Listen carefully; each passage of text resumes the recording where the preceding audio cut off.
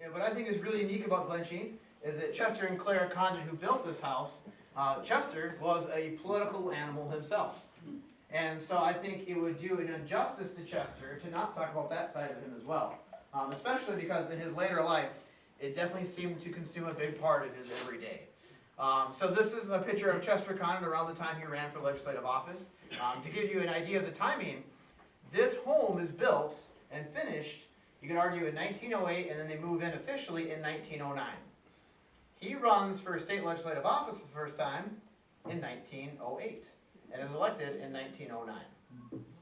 Chester represented the 51st district, which is the East Duluth, North Shore, Iron Range, and he ran, as you would guess, as a Republican, who at the time was the majority of the state. Just to give you an idea of how big that district used to be, it was all of East Duluth, all the way to Grand Marais, all the way to Canada. This was a massive district. So when you complain about door knocking, you three, you realize it's a lot longer.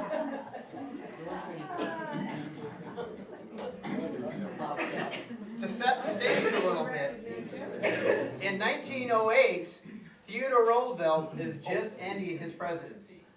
He has hand-selected his successor, and that is Howard Taft, who is now running in this same campaign for president.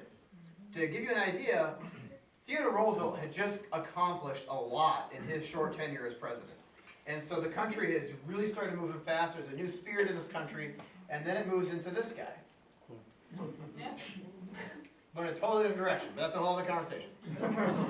But Chester was, obviously a supporter of Roosevelt when he was in office, and then immediately switches into a supporter of Taft.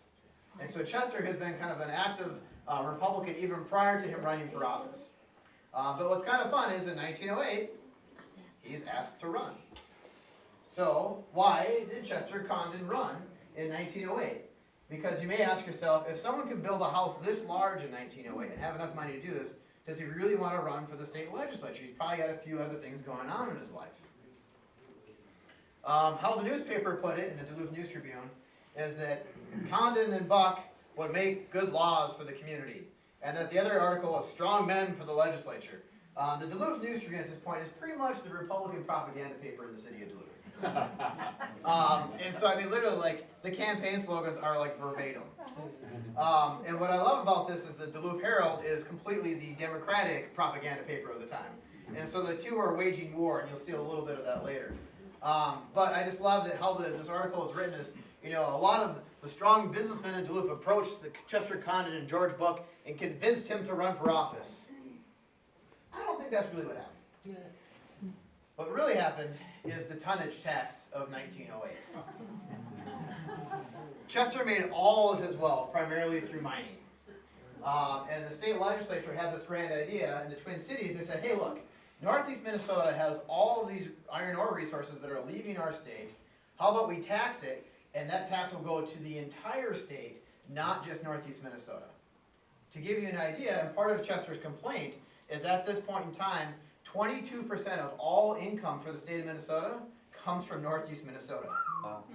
So Chester has a valid complaint to say, look, we're already giving the lion's share of our money to the Twin Cities. We really should stop giving more. And so the tonnage tax comes out, and of course the rest of the state thinks this is a great idea because they all gain from it. And keep in mind, this is when the rest of the state was primarily farmers. Almost the entire majority of the population was a farming community. So for them to have all these steel guys give some of their wealth back seemed like a great idea. Not to Northeast Minnesota.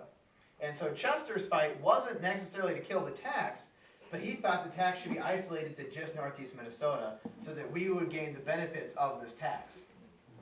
Now, I will also give you a heads up that about 20 years down the road, this actually does pass in the state of Minnesota.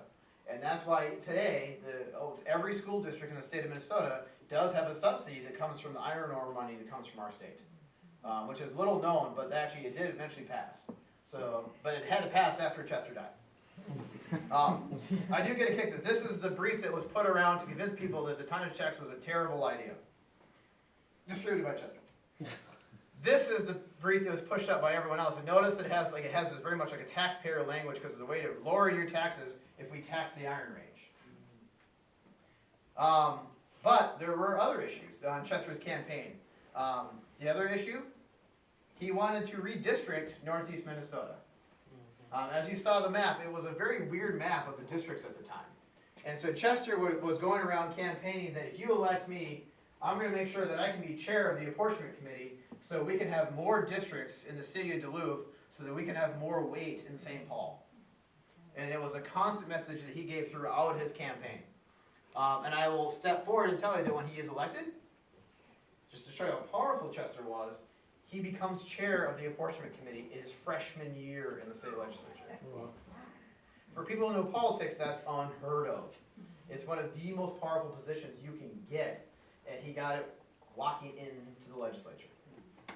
Not only is he elected, but he becomes the chair of the Republicans for all of northeast Minnesota. In 1909, it's all Republican. When he gets reelected in 1911, half of Duluth is Democrat and half is Republican. In fact, Duluth elects the first socialist in the state of Minnesota. The political social movements in Duluth are changing immediately. Chester's aware of this. That is why he ran for office. The campaign style of Chester is really not a lot different than what we do today. And so the only difference is he didn't have the social media clear that we have today, he didn't have the broadcasting we have today. He actually mostly went around by train all over his huge district, having town rallies all over the place. But really, as a candidate, sadly, his election was nearly guaranteed. From the moment he came out and George Buck came out, you had one other candidate that ran, and I'll speed to the end and say he won with 3,606 votes, and the other guy ran the other district, got 3,668 votes, and the third place finisher who doesn't get elected got 1,000. Chester just dominated. And so George Buck and him go down to St. Paul, but everyone knew that the election was a shoo-in. And so Chester wasn't really going to waste his time trying to get elected. So what happens when you're an elected official and your seat's pretty much guaranteed? The party sends you as a conduit. So Chester immediately becomes the tool of the state Republican Party to go around the district fighting for Governor Jacobson. It's a really awkward position for Chester because Chester is getting in office so he can fight the tonnage tax bill, and then the guy who's running for office in St. Paul announces that he's for the tonnage tax bill. And so he's in a really awkward position of like, hey guys, he's really good. He's just, don't listen to what he said, listen to how I'm gonna say it. And so this is true in politics, but this is the Duluth Evening Herald. Ooh. Just to show you how powerful Chester Congdon is, the Duluth Herald has to run a front page article with a letter, an open letter to Chester Congdon announcing your case is bad, Mr. Congdon. The entire point of this is to say, you can't possibly tell us that Governor Jacobson's a good thing for northeast Minnesota when he has publicly announced he's for the tonnage tax, even though he's told us up here he wasn't. Chester Congdon responds, of course, in the Duluth News Tribune. And this is his open letter saying, well, you're not really stating it correctly. In politics, he is totally trying to put spin on what Governor Jacobson is doing. This is the following day. Campaign of duplicity and deceit being made in behalf of Jacobson. I mean, the Herald is just grilling Congdon. And no one's even debating whether he's going to win. They're just mad that he's saying the wrong things in his speeches. Why? He goes into Harvard and he gives a rousing rally. Gives a strong speech. I'll let you know that the Duluth Herald doesn't word it the same way. This rousing rally is considered an agitation. This is the points made by Mr. Congdon. This is actually him giving a speech for for Governor Jacobson, actually at our Duluth Armory. And so, I mean, it's just funny to go almost blow by blow the last 2 weeks of the election. And none of it are attacks on Chester, it's attacks on him supporting, really the governor for the race. I mean, as we've all seen, when you have people who are pretty much guaranteed elections, they're out helping the other campaigns. Nothing changes. And that's exactly what Chester is doing. So eventually, Chester is fortunate to get elected to the state government. This is actually his picture as a state representative. I like to point out that here at Glensheen, we have about 25 others of these. They are like trading cards, it would seem, and so all the other elected officials are his friends also gave us this.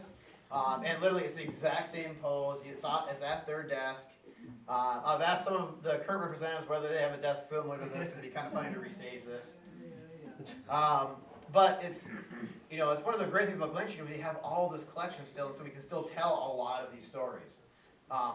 And I love the concept of actually having to travel by train and give these speeches.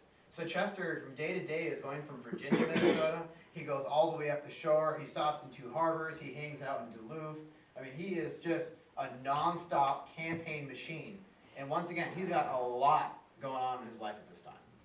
And so it just shows you that Chester switches from mildly interested in politics to he is in 100%. Just to show you how much he's into it, by the end of this year, not only is he actually active and a member of the state legislature, he is the official delegate from the 8th Congressional District for the Republican Party at the National Republican Convention. Which, to give you an idea, in the next election is a huge controversy because Howard Taft and Theodore Roosevelt go head to head in the convention floor. And so it gets really dicey. And Chester, party guy, supports Taft 100%. And in that election, don't forget, Taft got 3rd place. Had they picked Roosevelt, he probably would have won that election. And he splits the party. Just to show you how active as well, near Chester's death, we have stacks of these. Chester printed off these pamphlets called Patriotism. It is this 25-page speech that Chester gave at a local church, I think in celebration of patriotism. And it's, if you were to read it today, we have a very different political lens than they had then. If you read this, he sounds like a very pro-military guy. But this is at a time in our nation's history where a lot of people were very upset we haven't joined World War I yet. And so almost his entire speech is that, don't be ashamed to be Americans, let's go and fight for our cause and our freedom. But he sounds incredibly militaristic in this. He praises Imperial Japan for their efficiency in going to war. I mean, it's for us to read it today, it feels a little different. But just in true Chester fashion, we have hundreds of these things. When you can afford a $150 million estate, you can print a few pamphlets. But I just love it because frankly, it tells you a lot about him as a character in his political activism. And here's a great shot of actually Chester, actually with Charles Evans Hughes, who loses terribly to Woodrow Wilson in 1960. And that will end my little political speech. Thank you.